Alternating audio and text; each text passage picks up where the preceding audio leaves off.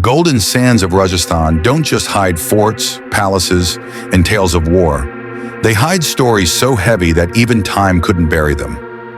Every ruin here has a voice.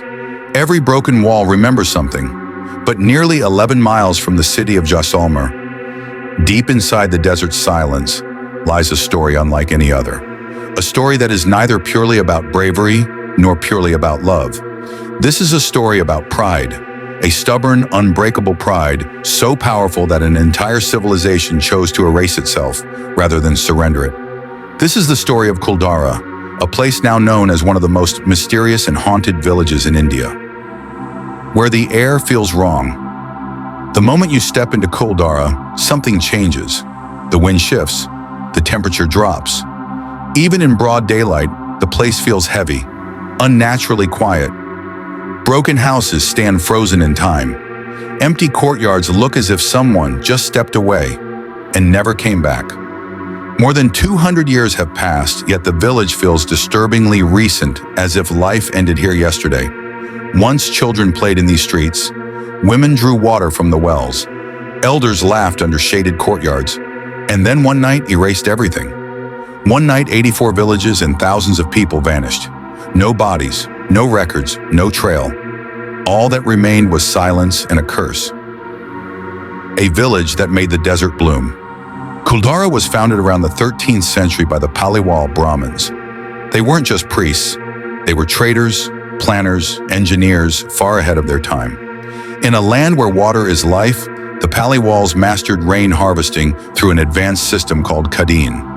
They captured every drop of rain and turned barren desert into fertile land. Kuldhara became one of the richest and most organized villages in the Jaisalmer kingdom. It wasn't just a village, it was the administrative center for 84 surrounding settlements. Homes were designed to stay cool even in extreme heat. Drainage systems existed. Urban planning was deliberate and scientific. Prosperity defined Kuldhara, and that prosperity became its curse. When power turned predatory. In the early 19th century, real power in Jaisalmer didn't belong to the king. It belonged to his prime minister Salim Singh. History remembers him as cruel, manipulative, and ruthless. He imposed crushing taxes and ruled through fear. But local legends speak of something worse. It's said Salim Singh became obsessed with the young daughter of Kuldhara's village chief. This wasn't love. It was entitlement, the kind that grows when power goes unchecked. He sent an order: deliver the girl to his palace by the next full moon, or Kuldhara would be destroyed. An impossible choice. For the villagers, this wasn't about one girl. It was about honor. Salim Singh had soldiers, weapons, and royal silence on his side. The villagers had nothing but their dignity. A secret council was held at the village temple that night. Representatives from all 84 villages gathered.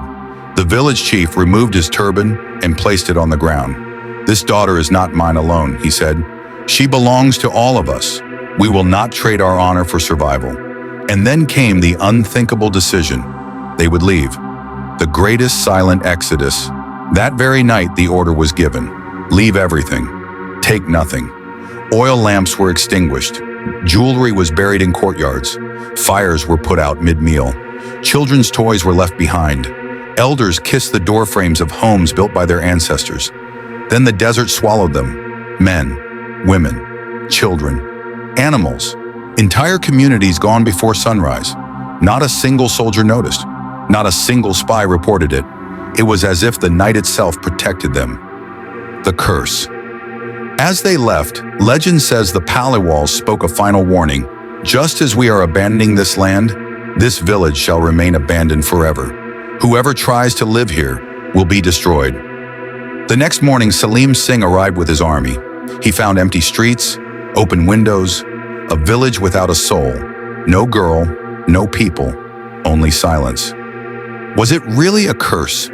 Some historians argue the exodus was caused by high taxes, drought, or even an earthquake. But none of these explain why entire villages disappeared in a single night. Water shortages don't happen overnight, and people fleeing hardship don't abandon their homes forever. The structures of Kuldhara suggest the villagers knew they were never coming back today. Kuldhara is protected by India's Archaeological Survey. Tourists visit during the day, but at sunset the gates are locked. No one is allowed to stay because when night falls, the silence returns. Paranormal teams have reported sudden drops in temperature, unexplained footsteps, voices whispering, "Leave." No proof, only fear. Kuldhara isn't terrifying because of ghosts. It's terrifying because of what humans did. This curse wasn't cast by spirits. It was born from broken hearts, injustice, and unchecked power.